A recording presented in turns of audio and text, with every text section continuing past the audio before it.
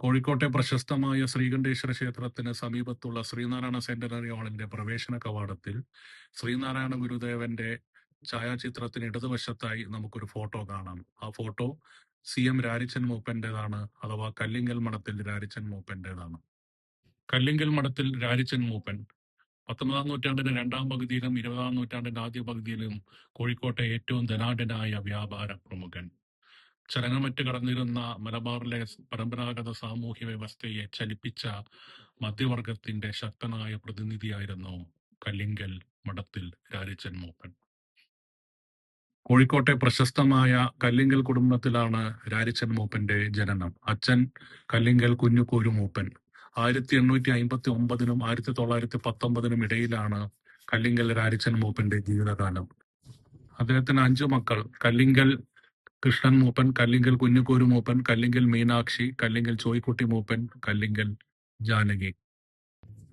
1858-ൽ അരുവിപ്പുറത്ത് ശ്രീനാരായണ ഗുരു നടത്തിയ വിപ്ലവകരമായ പ്രതിഷ്ഠ മലബാറിലെയും കോഴിക്കോട്ടെയും തീയ പ്രമാണിമാർക്കിടയിലും തീയ ബുദ്ധിജീവികൾക്കിടയിലും വലിയ സ്വാധീനമുണ്ടാക്കി.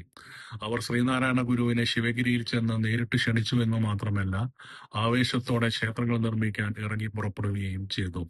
1910-ൽ ശ്രീനാരായണ ഗുരുവിനെ ശിവഗിരിയിൽ ചെന്ന് കോഴിക്കോട്ട് പ്രതിഷ്ഠ നടത്താൻ ക്ഷണിച്ചത് കല്ലിങ്കൽ മഠത്തിൽ രാരിച്ചൻ മൂപ്പനും അദ്ദേഹത്തിന്റെ ഭാര്യാ സഹോദരനും സാമൂഹ്യ പരിഷ്കർത്താവും മിതവാദി പത്രത്തിന്റെ പത്രാധിപരുമായ C. കൃഷ്ണനും ചേർന്നായിരുന്നു.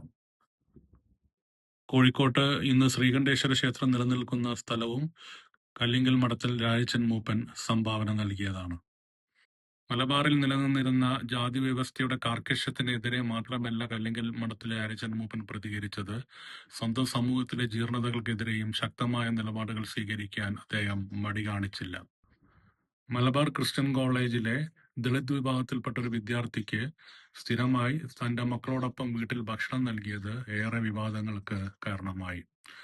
1911-ൽ ബ്രിട്ടീഷ് രാജാവ് ജോർജ് അഞ്ചാമന്റെ ഇന്ത്യ സന്ദർശനത്തിന്റെ സ്മരണ നിലനിർത്താനായി രാരിച്ചൻ മൂപ്പൻ ശ്രീകണ്ഠേശ്വര ക്ഷേത്രത്തിന്റെ പേരിൽ മലബാർ ക്രിസ്ത്യൻ കോളേജ് സ്കൂളിൽ പരീക്ഷയ്ക്ക് ഏറ്റവും മികച്ച മാർക്ക് ലഭിക്കുന്ന തീയ സമുദായത്തിലോ അതിനേക്കാൾ താണ സമൂഹങ്ങളിലോ പെട്ട വിദ്യാർത്ഥികൾക്ക് വർഷം തോറും 15 രൂപയുടെ സ്കോളർഷിപ്പ് ഏർപ്പെടുത്താനും അദ്ദേഹം മുന്നോട്ട് വന്നു.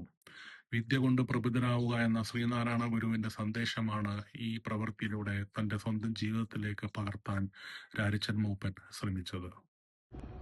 മലബാറുകാർ, പ്രത്യേകിച്ച് കോഴിക്കോട്ടുകാർ ഒരിക്കലും മറക്കാൻ പാടില്ലാത്ത പേരാണ് കല്ലിങ്കൽ മഠത്തിൽ രാരിച്ചൻ മൂപ്പന്റേത്.